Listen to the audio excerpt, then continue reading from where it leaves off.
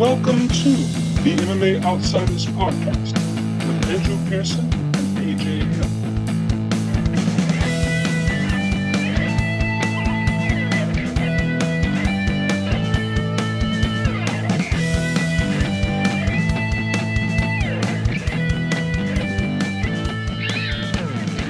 All right, welcome to the MMA Outsiders. This is episode, I think, 15. Something like that. We actually haven't discussed fights in a while. Last week we had the interview with Nate Corey. I had a chance to talk to. We had a special episode. I had a chance to talk to Jeff Unay, who directed the Cage Fighter documentary. Oh, right, yeah. That just came out this Friday, so I had a piece up on it on Friday. That's a really good documentary. I just released that on YouTube. I didn't put that on the SoundCloud, so it's not on iTunes or anything like that. Okay. But that was a really interesting conversation, and a really cool documentary. So, AJ, if you get the chance, I recommend you watch it. It's really good because it's a guy who's like 40 years old, and he's still fighting amateur MMA. He goes back to training, like without telling his wife or his kids, and like he can't give it up because MMA is the one thing that makes him feel good about himself. Like he's literally, he works in a boiler room in a ferry in Seattle. So like, you know, and he's got his family, and he's got his estranged wife with their kids. So he's trying to like balance all these personal issues, and fighting's the one thing that I think I get it. Like I understand it, but it's like he's 40, man. He has like post-concussion syndrome. You wonder if there's, because I mean there are obviously other ways to go about that and fulfill that need for competition. It might not be the same adrenaline rush, but you know, without having to get your head caved in or having to you know, compromise your health. And you know, at that age, 40 years old, you know, you're not going to be able to keep up with the younger kids that are coming up, you know. Well, that's exactly or what even happens. The evolution of the sport. So you think like, okay, yeah, fine. You like to compete, you like to do this, you like to do that with the sport itself because that's what you're used to. Well, shit, man, go do some jiu-jitsu competitions or go, you know, become a coach. I don't know, because I know Dwayne gets fulfilled being a coach, but those are things to try. You have to accept your fate. Like, you're gonna get older. You have to accept that. Yeah, it might be the only thing that makes you happy, but man, you gotta start finding some other stuff because that is reality. You can't keep living that dream. Yeah. At 40 years old, getting your head kicked in. And that's what he's kind of confronting. It's just like anything else. I think it speaks to, like, I get it because I kind of lived it, where I had a job that I didn't care about one way or the other. I wasn't doing anything else with my life at the time, really. So it was just training, man. That was the one thing that kind of got me motivated and got me excited. Yeah. And well, that's different, though. That's different. You're training. You're not. No, but it was the fighting too. It was what it was. It wasn't necessarily the fight itself, although it was that. It was the fact that when you're in fight camp, you get to be selfish. You get to focus on yourself. Your trainers are focused on you because you got a fight coming up. It's a whole different feeling, you know.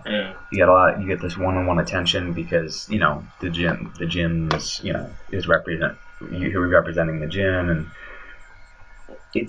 you get to feel the self-improvement too. That feels good. You get to feel like you're excelling at something, and it's an identity you can be proud of. You're like, I'm a fighter, you know. Yeah.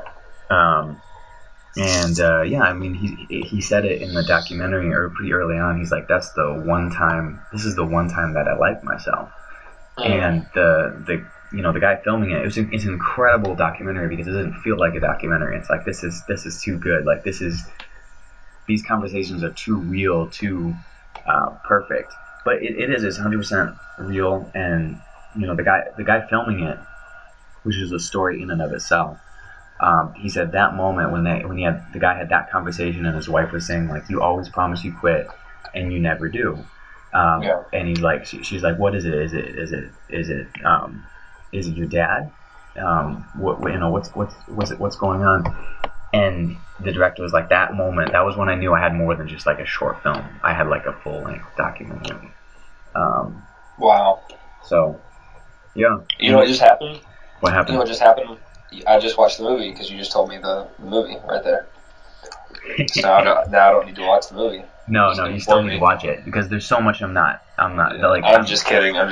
Yeah. So real quick, my throat is killing me. I had a thing last night, and both of our voices went out. So we're both both of our voices went out completely. My voice went out because I was screaming earlier because the kids let the dog out, and I freaked out. And screamed really loudly. Yeah, my throat hurts real bad. Old man AJ sitting on his porch screaming at the kids for letting the dog out. Damn kids! Yeah, right?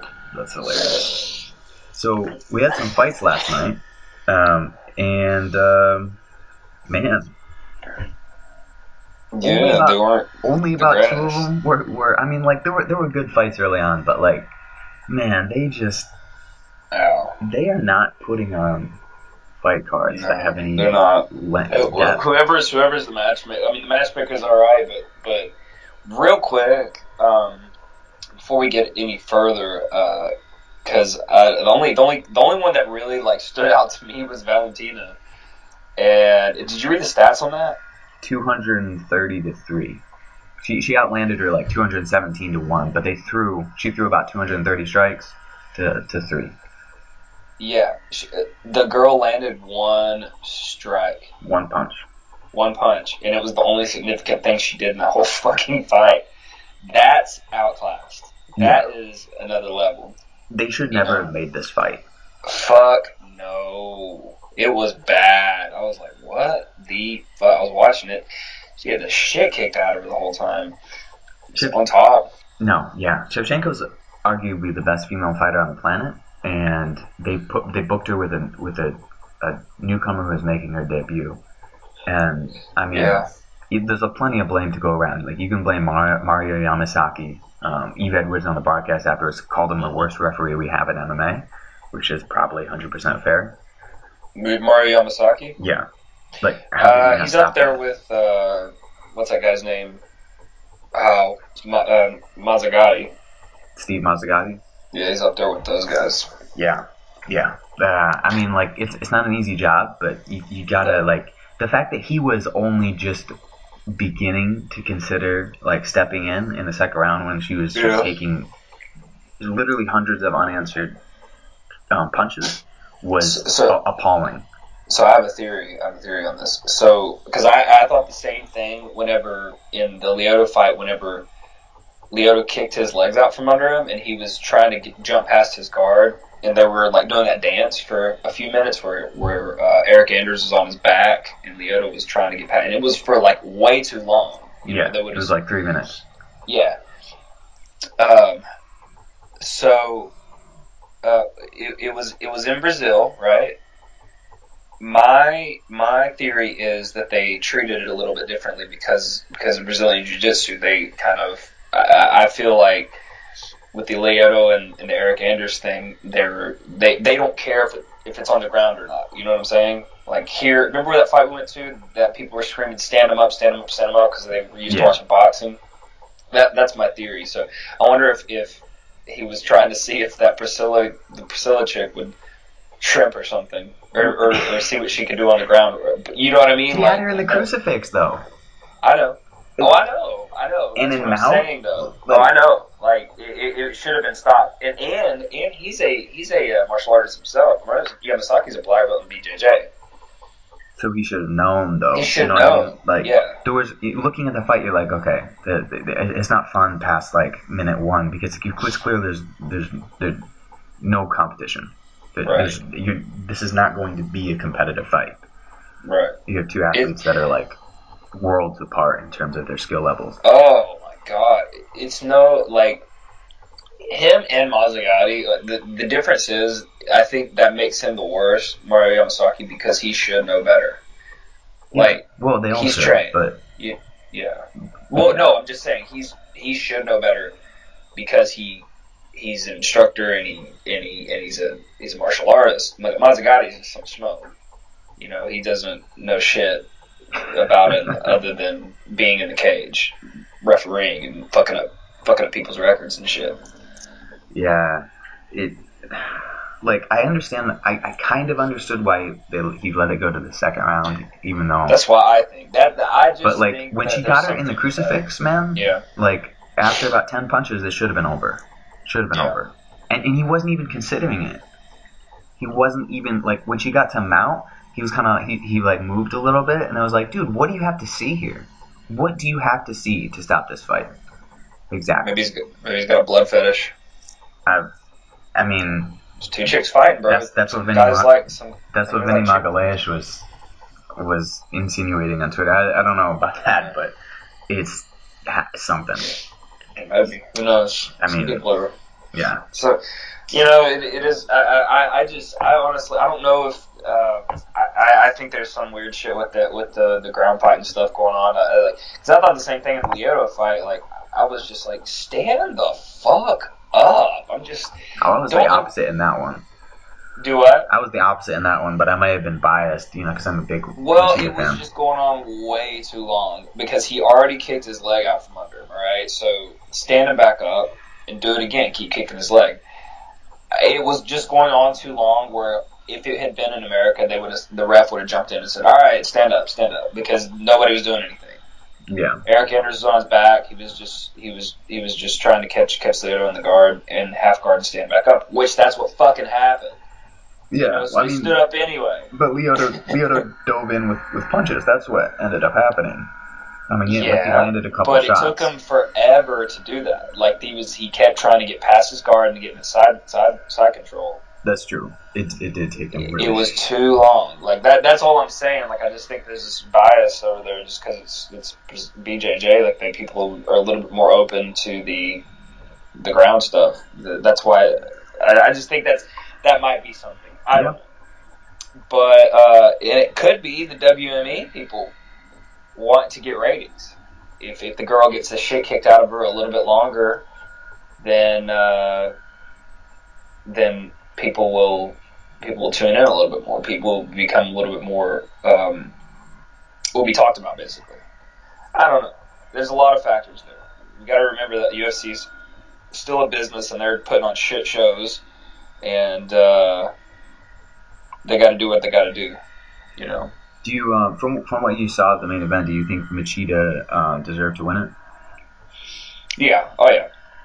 I just think that he's just not the same as he used to be.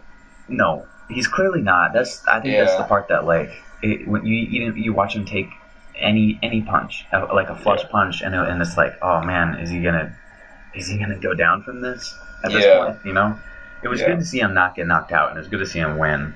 What did you think of Eric Anders' performance? It wasn't as good as I was expecting it to be. Yeah. I looked at his record. He's got he got a few knockout wins, and he's only fought in the UFC twice before. I was expecting I was expecting to be a little bit more explosive. He wasn't. He didn't really catch my attention. I don't know. I'll be honest. He didn't catch my attention either. He didn't have success. He didn't have much success with the takedowns. Considering you know how many he tried to get. Yeah. You know. Lyoto. Granted, I'm sure he's really fucking hard to hit. I was just expecting like somebody that's, you know, he's 30 years old. I mean, he was a former football player at Alabama. You know, I was just expecting a little bit more. That's all. Yeah, I mean, he's young and he'll improve, I'm sure. There was flashes of brilliance, I thought. But yeah, it was. It felt good, I think, for Lyoto to get a hometown win. Would you like to see Bisping Machida double retirement fight? I want to see Bisping retire. That's what I want to see. And you know what? I don't feel bad about saying that on this podcast because we are affiliated with MMA Mania, and he talks shit about MMA Mania on his podcast. So fuck that. Yeah, I'll talk shit about him too. Whatever. Absolutely. I mean, yeah. But how do you think that fight would go between Machida and Bisping? I don't know. I'd probably fall asleep. Yeah, if he can figure out how to apply his cut properly, and not have a problem like that, I think it would probably go to a decision, most likely. Yeah. I mean, who knows? Machida looked really faded, but Bisping obviously isn't a spring chicken either. So yeah. So let's move on to some more promising middleweight action. Next week we've got UFC 221 in Perth, Australia. It was supposed to be Bobby Knuckles defending his middleweight title, but he had a staph infection, and then he got intestines, right? Yeah, he had a staph infection in his intestines, and then afterwards he got chicken pox, which, what the fuck? Yeah, as an adult, that's pretty serious. So I wonder why that is. Like, as an adult, it's seriously chicken pox. Is it just because it's more aggressive or something? Yeah, I don't know, and I'm not sure. Most kids get chicken pox after they get vaccinated. But I don't think I got vaccinated. I think I just got chicken pox. And it was... Dude, I got that shit. I loved it. I was out of school. I got to take a fucking oatmeal bath. Oh, I hated it. I couldn't stand having it. My mom waited on me hand and foot. Got me soup. It was awesome. Loved it. I love being sick. People, but yeah. Anyway. No, I don't know. I couldn't stand it. I was a perfectionist as a kid, so I was like, what? These little bumps are not supposed to be on my body. Just scrubbing your body with a sponge. Gotta get clean. Gotta get clean. Basically. Yeah. But yeah, so Robert Whittaker's out, which means we have Luke Rockhold versus Yoel Romero, which is a great fight. I think the most likely scenario is Yoel Romero knocks Luke Rockhold out. That's very likely. However, I think that Luke Rockhold's very good, and I think that he. I don't know, man, because his jiu-jitsu's really good and shit.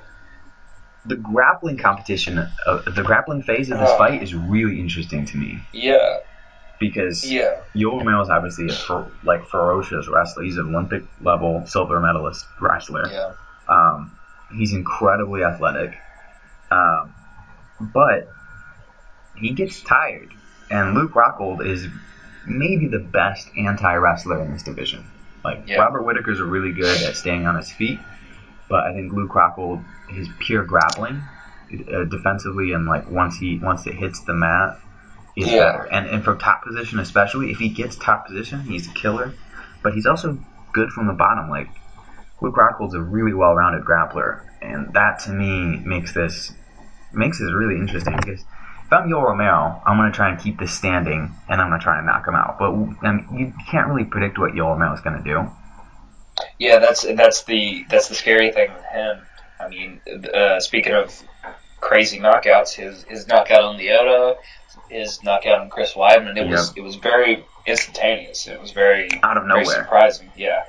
So I think Luke Rockhold is a champion. I think that he does fucking make mistakes whenever he gets too cocky, a la Bisping. Yeah.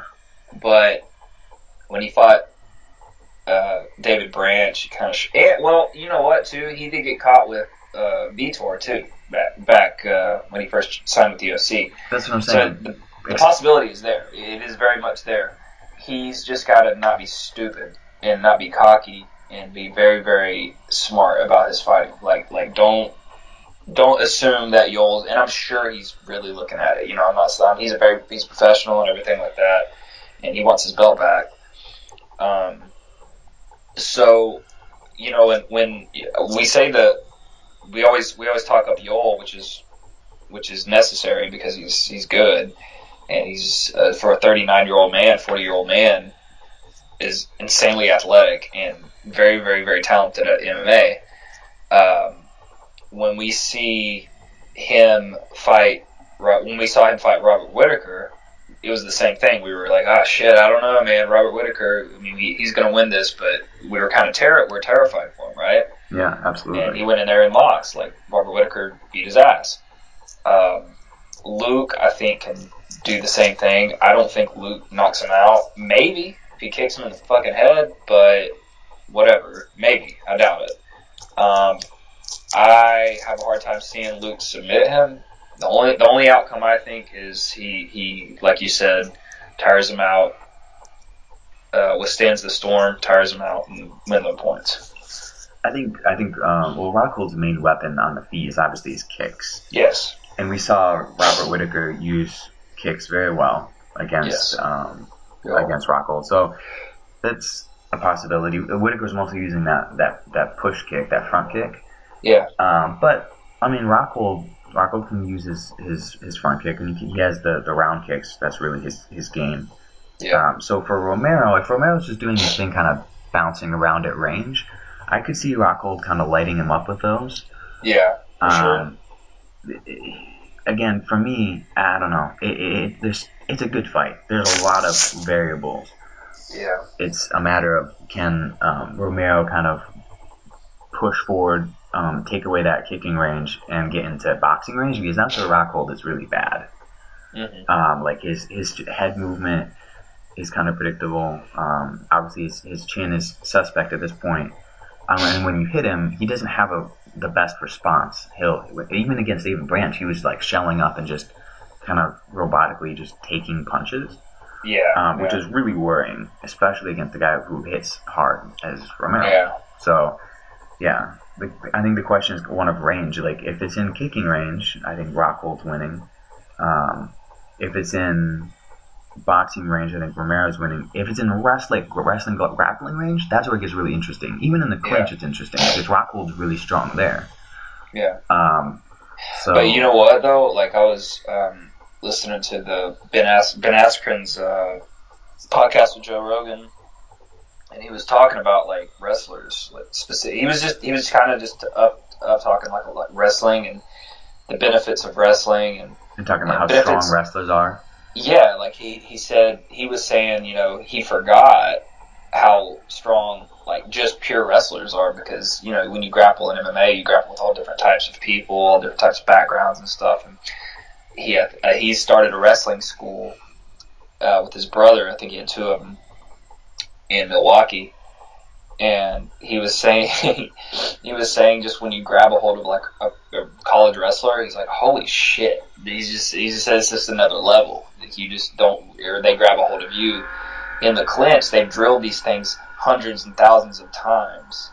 It's just a different level of clinch. It's a different level of strength. So I give Yoel an upper hand in that because of his experience there. If he gets underhooks or anything like that, it's going to be Luke's going for a ride, basically.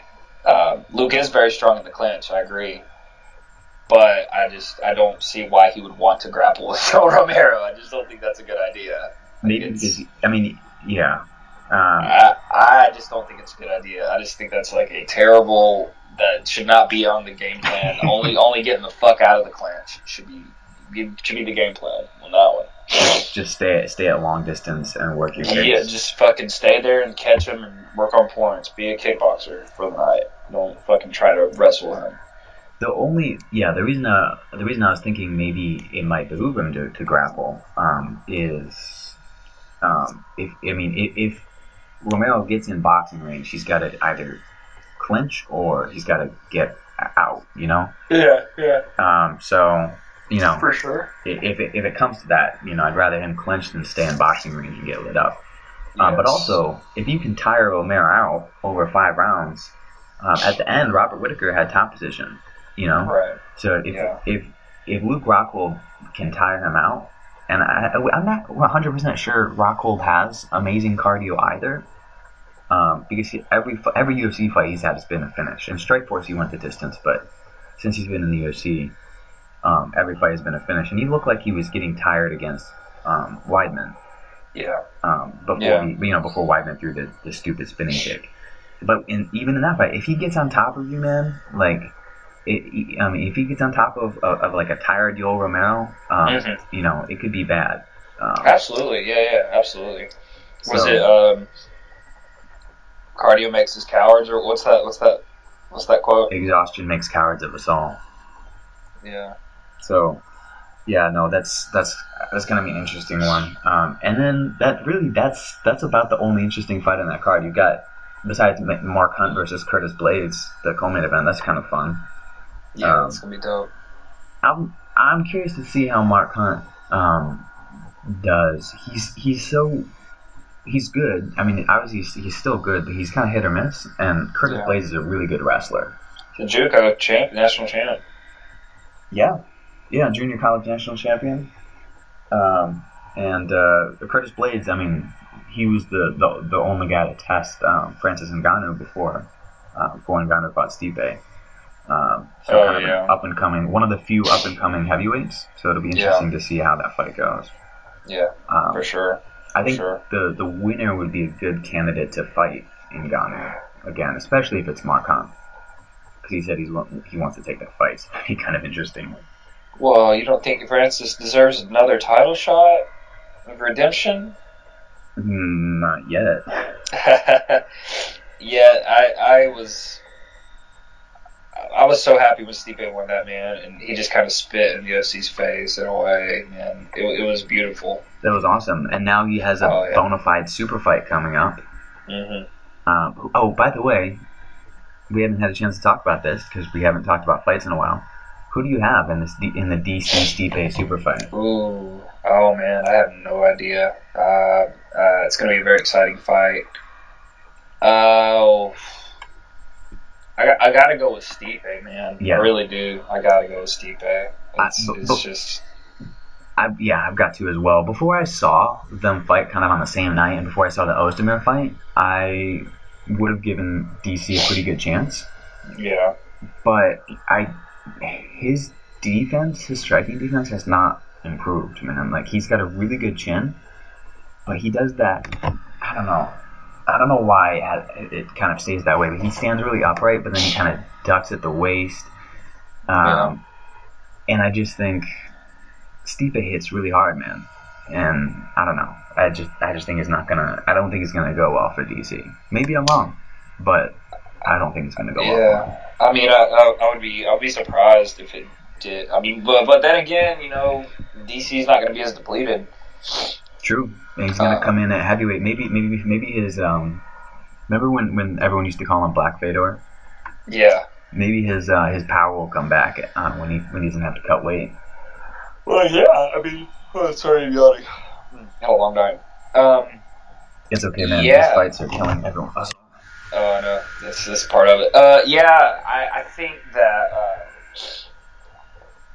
I think he's undefeated at heavyweight. There's a reason for that. We all considered him heavyweight before he did drop down to 205. And then when he dropped down to 205, we saw him manhandle Dan Henderson, beat the shit out of Patrick Cummings, and become a champion. Yeah. I think we've forgotten how good he was at heavyweight. So we're gonna see. He's a beast. But I just have to think. I think that Stipe is just the greatest heavyweight of all time. Like, I really do. Yeah, he's so good. I agree.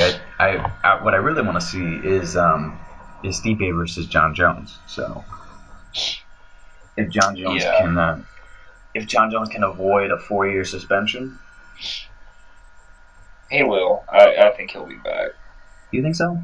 It's his second offense, and it's pretty, like, I don't know.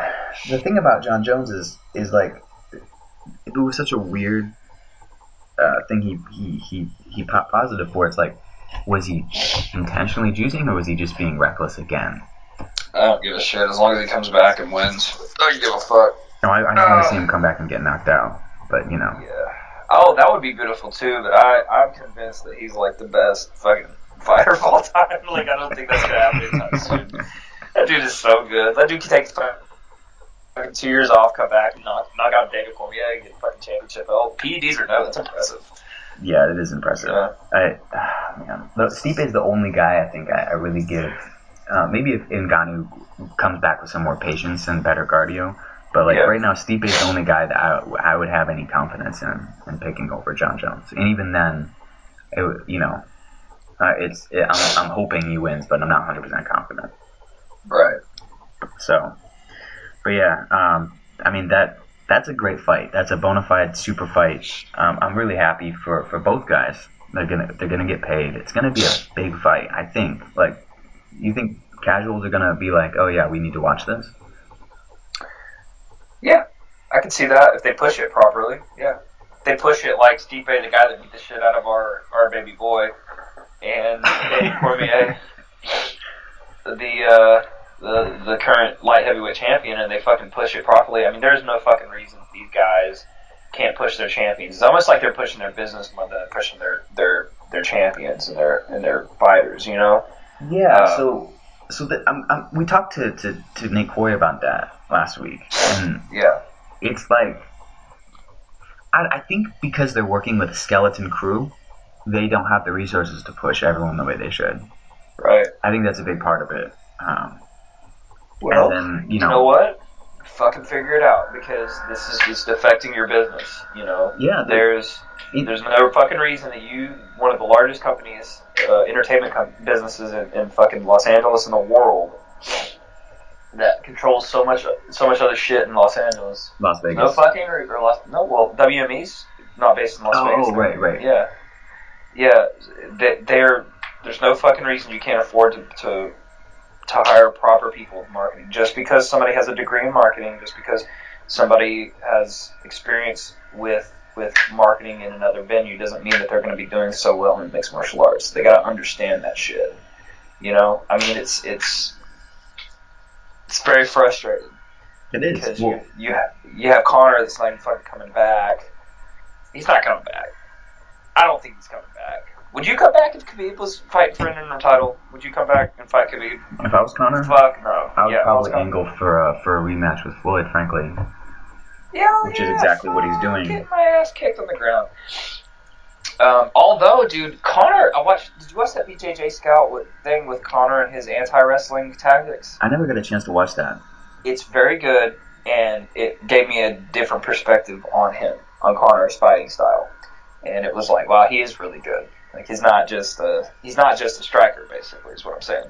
Anyway, so I just think that WME, if they do it properly and they build the super fight out to being something great, I think that would be possible. That it could be a really good card. But this hit or miss, this hit and then this two miss cards, this one hit card, 3 miss cards, continuation and fluctuation is not going to cut it. It's turning hardcores into casuals. Yeah. Because look at UFC 222. There's no depth to these cards. We already talked about UFC 221. There's like a few names I recognize kind of peppered in throughout the rest of it, but they're not. It's not made card material. You know, like, it's not a strong card. And then UFC 222, they lose their title fight. Max Holloway is out injured, which his response was like, people were like disappointed. He's like, "Don't give up on the sport, man. It happens. I'll be back. Just believe." And it's like, he's taking it well. But look at this fight card. The co-main event was Stefan Struve versus Andrei Arlovsky. And then you've got CB yeah, exactly. CB Dalloway versus Hector Lombard, Ashley Yoda versus Mackenzie Dern, Kat Zingano versus Caitlin Vieira. So, like, there's a couple interesting fights. Sean O'Malley versus Andre, I'm going to mispronounce this, Sukumtha. Brian Caraway versus Cody Stamen. Benil Dariush versus Bobby Green. So, not a bad card, but like nothing that you would be like, oh yeah, no, that I gotta watch this now. Right. Well, I'm sure Stipe is probably like, I wonder. It would be funny if Stipe calls out Stefan Struve for a rematch afterwards. What that loss. Stipe doesn't care about that stuff. Oh, hey. No, I'm just kidding. Yeah, I mean, it doesn't sound like a great card, but yeah, I mean, I'll watch it. The casual fan's not gonna fucking watch that. They're not gonna sit through a whole card. They're not gonna know who half those people are. You know? Even the hardcores, like, if you look at the numbers, they've been shrinking. You know, it used to be the base was like, 200,000. Yeah. Like Machida versus Evans back in the day, or Machida versus Shogun, that was like 500,000 pay-per-view buys. You know why? Though? Is because it's becoming a fucking circus. These champions that aren't coming back, they're getting to run the whole division and hold up the whole division. Interim belts left and fucking right. People getting title shots that don't deserve title shots. I mean, that did happen in the old days, but it was like Hoist Gracie getting a title shot. Or it was because the division wasn't that big. It wasn't that steep. That happened all the time. It feels like the sport is shrinking. Like the sport grew and it hit this kind of not mainstream, but kind of like it's now sanctioned. It's now on Fox TV, and now the interest is declining because I feel like you devalued your belts, which I mean Nate Diaz, what do you call them, fairy tales, which is accurate, but you like we've talked about, like you still need the fans to believe it. It's fiat currency, but like you still the what backs it is the full faith and credit of the fans, and if you don't have that, then it is a fairy tale, and there's no structure to the sport without that. And there's no structure, there's no superstars. And that's two things that people need to have whenever they're watching. I mean, look at other sports that people watch. Football. There's at the end of the season, there is a clear champion. There is a clear winner. There's a second place and there's a first place. Yeah. There's a whole timeline of events that lead up to that one thing that happens tonight, by the way, the Super Bowl. Oh yeah. But there's a schedule. There's a schedule to rugby as well. The World Cup happens every 4 years. There's at the end of there's a champion and there's not a champion. So here, it's confusing for people to watch, and people don't want to be interested in it. Like, I'm confused as fuck with this lightweight belt shit going on. Nobody knows if it's going to be for the interim title or the actual title with Khabib and Tony. So someone said, and I think this theory holds water. They're waiting for the fight to actually happen, because if someone gets injured yet again, then they strip counter for nothing. Yeah. But no, you're right. And the thing is, they don't know how to manufacture superstars. Clearly, they just kind of hit it lucky with Rousey. She was already had this appeal before coming into the UFC. With Conor, same kind of thing. He did it all himself. I mean, the UFC were there pushing him too, but they're not. He didn't get bigger than the UFC because they pushed him. He got bigger than the UFC because he had his own appeal. And then you got champions like Tyron Woodley complaining that the UFC ain't doing their job, and everybody's like, "Motherfucker, you're the champion. You do it. What are you talking about?" But the UFC is the promoter. Like, that's true. But if you're whining all the time, people are gonna hate you. I'm sorry. Like, it is what it is. If you got problems with the UFC, okay, fine. But you're currently the welterweight champion. You just had 2 shitty fights in a row, and you're complaining about not getting super fights. I won't defend Tyron Woodley's in-fight decisions, because he does make his fights really slow. But his behavior in terms of never wanting to fight the number 1 contender, always looking for that super fight, is rational. It's not. It is rational, but it's frustrating to fans. When you go on a podcast and say that he thinks people are out to get him, and he feels that way, almost like a conspiracy theorist in a way. I feel like nobody really gives a second thought to you throughout their day. They probably have other things to really worry about than that. If anything, I just think that, okay, fine, but when half the conversation ever comes up with him is always UFC's not giving me what I want. They're out to get me. They're doing this. They're punishing me. La la la. That's when I get if you have a genuine problem with what they're doing, fine, say it, voice your opinion. That's your decision, and it's gonna raise some eyebrows. But people do like people to stand up for themselves. They don't like complaining in a weird in one of those whiny ways. That makes sense for what I'm saying. Yeah, I mean that does tend to be true. Yeah. But I mean, if you're Woodley, you've long since realized that the UFC doesn't care about you, right, and B, they really aren't good at doing their job. Exactly. So what do you do? What do you do in that situation? You have to make yourself more appealing. I don't know what else to. What I would say to him, I would say you already know that they're not going to give a fuck. The more you whine and more you complain, they're not going to give a fuck. Yeah. So what are you going to do? The fighters have a couple of choices.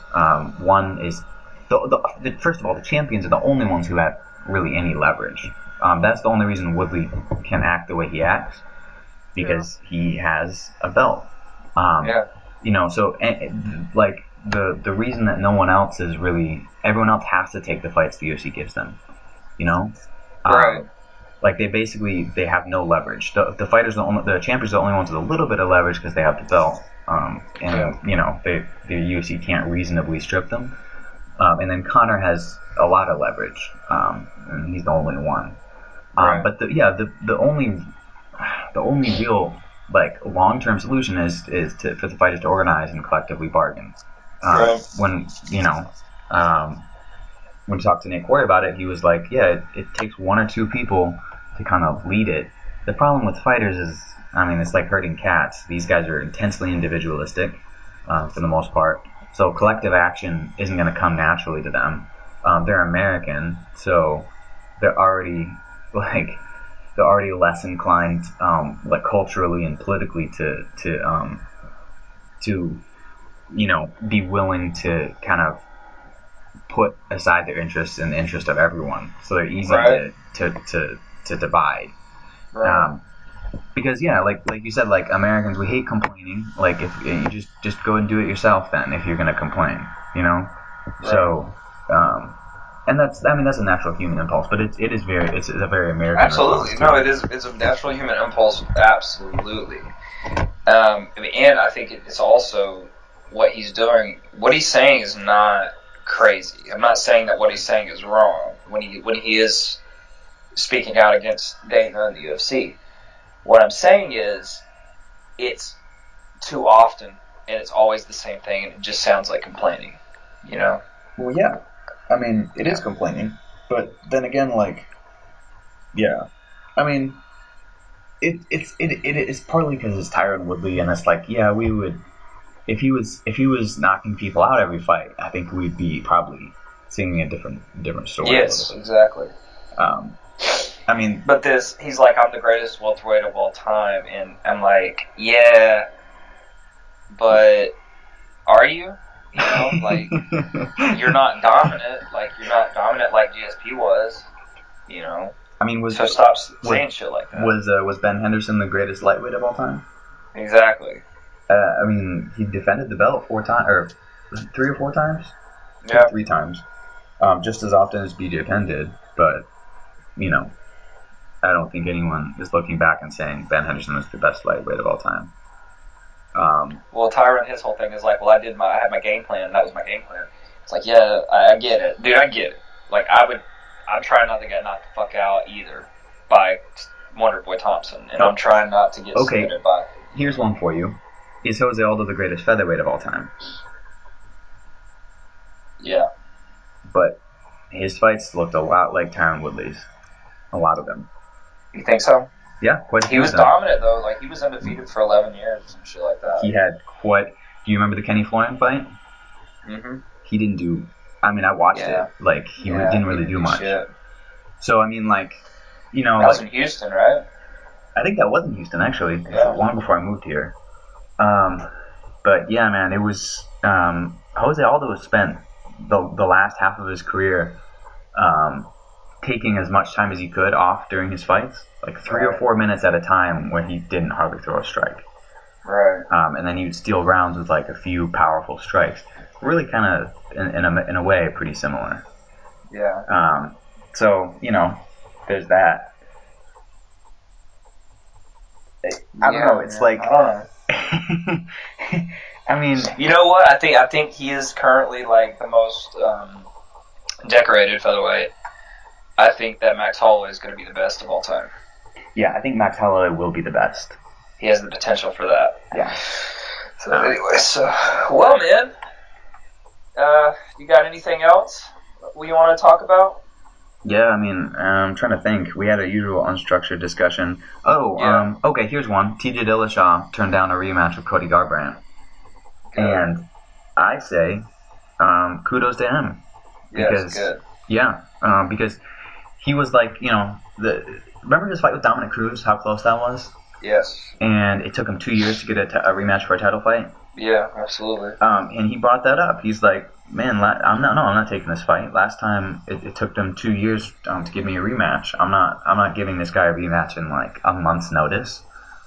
He's like, that's not in the best interest of me or my family. And he got knocked out. He lost by knockout. Exactly. He's like Garbrandt hasn't earned it. He wasn't the champion long enough. He was the champion for one fight, Yeah. So, yeah, no, I'm 100% with Dillashaw, and of course Garbrandt's like, oh, Dillashaw's scared, whatever. Sure, okay, you got knocked out. Shut the fuck up. He already fought you. Why would he be scared to fight you again? That doesn't make any sense. I hate when people do that shit. He's scared. He just beat you. Like, why would he be scared to fucking fight you again? He just beat you. And he fucking used to spar you all the time in Team Alpha Male. What the fuck are you talking about? Yeah. It is a dangerous fight for TJ. I would actually pick Garbrandt in a rematch. But that's our job. Right. Come on, he's not scared. It is their job. It's not scared. It's making the decision that's best. And I think what's great about it is, like, he recognized, just like we're talking about, UFC doesn't have his best interest at heart. They don't care about him. So He's got to look out for himself, which is pretty great. But yeah, man, I don't know. What else is going on in the world besides Yamasaki being terrible and Machida getting his hometown decision. That was not only a home country, but like a hometown decision. Yeah, that was great. That was good. That was great. Yeah. But, yeah. Yeah. I think that's about it, man. Yeah, man. I'm exhausted, man. My throat's killing me, all this stuff. It's hard. People think that, I'm just up there playing music and shit. I'll wake up the next day, my hand's swollen, my back's sore from carrying all the heavy equipment, my throat hurts, I'm tired. I feel like I got beat up. Well, I didn't have to do that. I just had to stay up till like 1 a.m. covering these fights. Yeah. I just happened to be in a place that was filming or viewing the fights, so I got to see it. It's kind of cool. So, yeah. All right, man. All right, man. Well, hey, we'll be back hopefully next week to talk about what happened at UFC 221. We're gonna do this Sunday thing now because it works better, and you get to hear our immediate reactions when Yoel Romero knocks out Luke Rockhold. That's absolutely. All right. Where can they find you at, Andrew? Oh, right. Yeah. You can find me on Facebook and Twitter at Vorpality, VORPALITY. And AJ, how about you? You can find me on Twitter at AJ Herrick, AJAYHERICK. Same as Instagram. And you can find me on Facebook if you want. Most likely we'll respond to your friend request. If you shoot me a message and tell me why you're being my friend, if I don't know who the fuck you are, then I'm probably not going to respond. I'm going to probably think you're one of those fake-ass Nigerian sex worker people that try to get money from me. And, you know what I'm talking about, Andrew? Oh, yeah, no, yeah. That'll work on me, by the way. Yeah, that'll work on you, but not me. Because what they do is they'll dress up, they'll steal people's pictures, and then they'll be somebody trying to get money from you in another country. Anyways. That's a good scam. Yeah, it's a very good scam. You know what scam I wish I had thought of? What? You credit card fraud, but you buy Bitcoin. Chiropractor? Oh, yeah, no, that's a good one. Because chiropractor is another one. Hey, man, chiropractors can help you. Chiropractors help my grandpa. Yeah, they can, sort of. But if you research the beginnings of chiropractor, whatever the fuck it is. Chiropractic. Yeah, chiropractics, there you go. I'm fucked up this morning. It was a complete scam. The whole thing was found on a scam. Kind of like Mormonism. Yeah. Well, you gotta research it. It's really interesting because I used to go to a chiropractor. And I felt great because, I mean, it does feel good. But I'm sure it has helped in a lot of ways because it helps my stepfather. But I can't get rid of it. It's kind of like me saying the same thing about certain things. Anyways, whatever. Don't want to get stuck. We're fucking ending this podcast and we're already getting into another conversation. God damn it. Alright, anyway. Well, I'm just going to play this in the background as the music rolls so people can, like, hear less and less of it. Okay, that's good, yeah. Alright, well, anywho. Alright, I'm going to go back. Alright. Alright.